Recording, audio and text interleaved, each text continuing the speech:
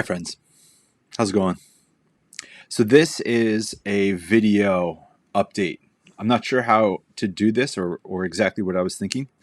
I was encouraged by a great guy, his name is Dave, to do a video. I had thought about doing a spreadsheet, but I thought, and actually his suggestion was to do this, which I agree. I would love to just take a few moments and share with you some of the things that I've been doing in addition to this Friday email that maybe you may not be aware of, and maybe how you can be a part of it. I feel very humbled in one sense that many of you have signed up to follow this email list. That's fascinating. It's absolutely like remarkable. I appreciate all of you. Thank you. And I really hope that those emails, although they can be hokey, I hope that they are quality, and I hope that they actually help you reflect and you get something quality out of it too, you know. But what I had done is instead of a spreadsheet, I had made a few notes. And actually I wrote out a few stories, just some things I want to make sure to share with you. Just because over the past couple weeks, obviously since January 1st, I set out to see what could happen if I devoted my time towards trying to help people as I'm able, as I feel called. Okay. Now, I think it might be important to tell you that last November, I was driving my Jeep to the gym and I was having an incredibly difficult time. I ended up having one of those days where you kind of yell at the dashboard in front of you while you're driving. And a voice happened to me or within me, and it said, I'm sending you. And in that moment, I also had this realization that I don't necessarily feel called to a church or a faith community in as much as I feel called to the church. And that's a difficult thing to try to navigate, but there's this sentness that I feel to this year of 2022 and trying to help people. So let me share with you some of the things I've been doing, just in case you're curious. Essentially, I've already been doing the job or the role of being a pastor of spiritual formation or being a spiritual director. One of the things I had hoped to do in the past was to roll into a position where I could speak to people about where they are in their own stage of faith. Wherever they are in their journey, I just wanted to help them in their own capacity. Not tell them what to do, but maybe just listen and be a non-judgmental ear, and maybe even connect people with some of the traditions, some of the best things that church history has said. It's been actually really wonderful. What's been happening is my weeks have been full of just like writing podcasts, which are essentially sermons, let's say it that way, interviewing a number of really interesting authors, and actually have a big one coming up that I'm very excited for. It's been really a privilege to talk to some of these people that I read for myself and whose books I recommend to other people. But I've also been pretty much writing short articles, still working on a book. I actually hope to finish one of them by Easter. That's my goal. But I've also been meeting up with people either in person or over Zoom that have reached out to me through an email, or they text, or they sent me like a message on Instagram or something else. It's really interesting. A lot of people have been doing that. And I've even had the good chance of speaking at a church retreat, at another church event. I have another church event I'm going to be speaking at. And then maybe actually two more beyond that. So there's opportunities that are happening. And I was actually invited to go down and speak to the Appalachian Trail Festival, where there could be upwards of like 5,000 people, where we might just go and wash the feet of dirty hikers. That's really fun. But that's a kind of a missionary endeavor. It's actually something I've been wanting to do the past 5 years, but I never had the opportunity to.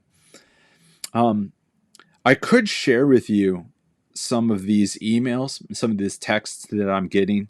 I'm having these wonderful conversations with people. And let me, if you don't mind, let me just read this part for you. Okay. From the people that I've been meeting up with, all of them have largely been with pastors who sometimes say they want to quit. youth pastors that are dealing with depression or feeling like they were disabused by their own church or not taken care of. I've actually talked with some people that have admitted to me that they've had suicidal ideation while working in ministry. People are reaching out to me. I'm not necessarily going out to these people. I've been meeting with some 20-somethings that have been burned by the church or disenfranchised by it, which is interesting that they use that word because that makes it sound as though they felt as though the church that they were a part of felt more of a franchise than a community. And then also just people that just wanted to rebuild their faith and figure out what it should look like post-pandemic, post-George Floyd, and post-January 6th insurrection.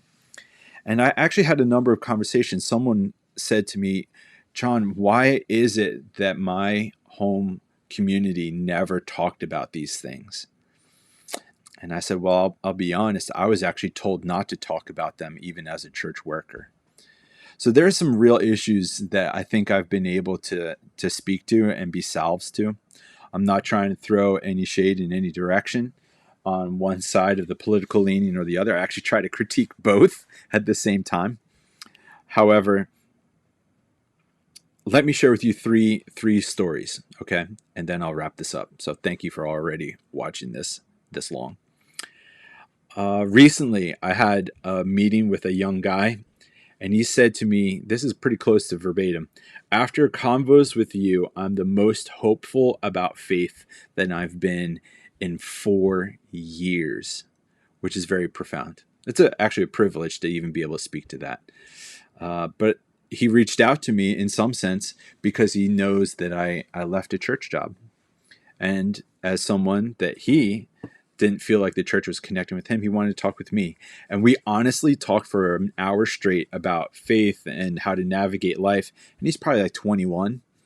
But we already agreed that we would meet up again. So I'm hoping that does happen. I met up with a college student who said that they had no desire to walk into a church building right now, or possibly ever. But this college student said, but I'll talk with you about Jesus for hours. That's interesting, right? And then actually, I recently had a conversation with an ordained pastor who said that they had to fight for years just to be ordained. In some sense, because there was sexism that was holding this person back. This is a woman, very dear person. She's very intelligent, wonderful. She said that the sexism was subtle, but it was there the whole way. That the structure that they are a part of says that it's willing to take risks and send people out like me, but when it comes down to it, they still want you to be in their box, which is interesting.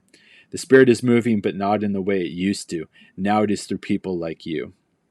Now, here's the thing. I actually still believe in faith communities. I absolutely still believe in the church. And I even made a distinction in my mind that I will never badmouth the church ever again. I'll critique the ministry machine, but the church, the ecclesia, the gathering, when there's two or more that are gathered, they're trying to give witness to their own life's successes and failures in the light of this thing we call faith in God. Yes, I will always be in favor of that. And if it's happening in a church building, great. If it's happening outside of a church building, great. The thing is, people are gathering and they're supporting each other before this infinite mystery that we call God, right? But as someone that's actually very devoted to the Jesus tradition, I actually have felt as though the more and more I learned about Jesus, the more and more I gave into some of the most profound writings of all the denominations, the less and less I felt as though I could fit within a small box. And that's okay. I actually feel like there is a thing about being, if you're a follower of Jesus, you should be a little strange. But you should hopefully be strange in a hopeful way, in a joyful way, in a rebellious way that's actually healing rather than unnecessarily disruptive. But there is a time to be necessarily disruptive. I do believe that. Now, I think what I've done so far is over these past 10 weeks, I think I've found myself wrestling or settling into two roles. And they are to connect people to wisdom they didn't know about. You know that I'm somebody that enjoys church history. You know that I'm someone that loves to think creatively and outside of the box. But what I've done over time is I started just paying attention to what the church has already said.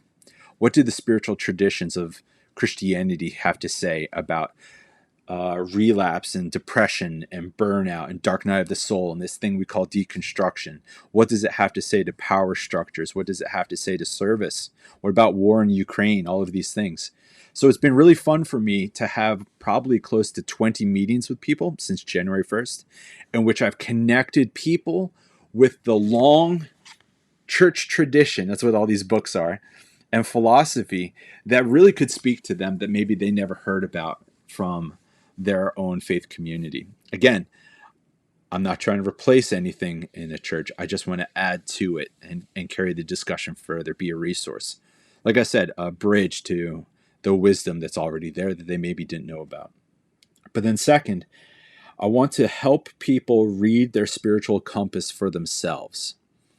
I think that we've kind of fallen into this understanding that a good spiritual leader tells you what to do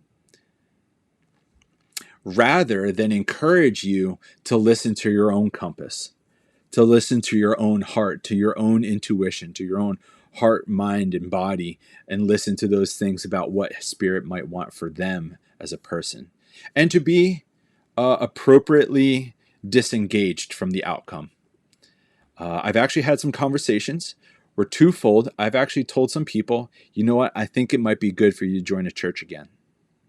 And then there have been other times I've flat out said to people, you know what, it sounds like you maybe need to detox from church culture for a little bit and walk away and let yourself have a soft reset, pray out some of the resentment, pray out some of the issues, and then you can come back without having moments of being triggered by authority or particular vocabulary. So those two things are things I found myself settling into.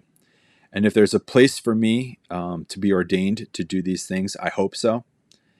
I really just wanted to be able to do communion with people as I sit on their front porch and talk about these types of pains with them and invite them to figure out what Spirit wants them to do next, and then maybe just finish it up with some communion.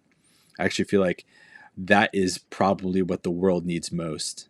Not large scale ministry, but maybe small one-to-one ministry. And so I'm going to wrap this up if you don't mind.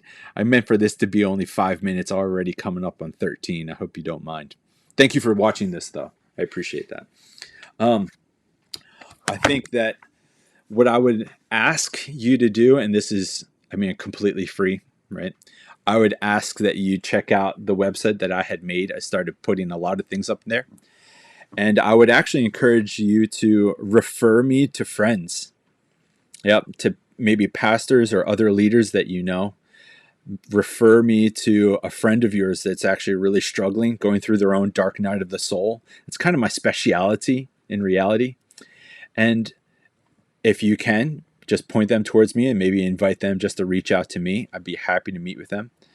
And then I'd be happy to come to your church or to your group and talk about stages of faith or the Enneagram or the dark night of the soul, and then just maybe start a connection with some of the people that you have. I was encouraged by a good guy, Paul, to not think about doing a one-off event with the church, but do something like a one-off that then leads into a series. And if I can be of service and help add to your community, that'd be great. To your small group, that'd be great. And those are just some things. Any referrals would be great. Check out the website. And in a little bit, I'm going to have some more announcements, I guess you could say, about this trip I want to do to Damascus, Virginia, which is such a biblical place to go, Damascus. But I actually really do want to go and serve some of the hikers there doing the Appalachian Trail this season to overcome their own hurt and their own pain and their own disappointment or the death of a friend or a spouse. There's actually a lot of people on the trail that go out there to confront some darkness, and that's actually what I went out there to do myself.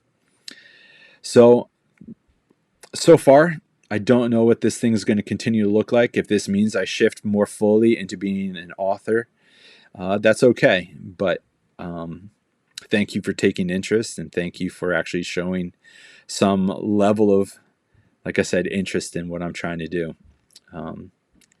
Yeah, tell your friends. I'm available just to help people. All right. So, yeah, thank you. Much love, grace and peace to all of you, and have a lovely day. Cheers.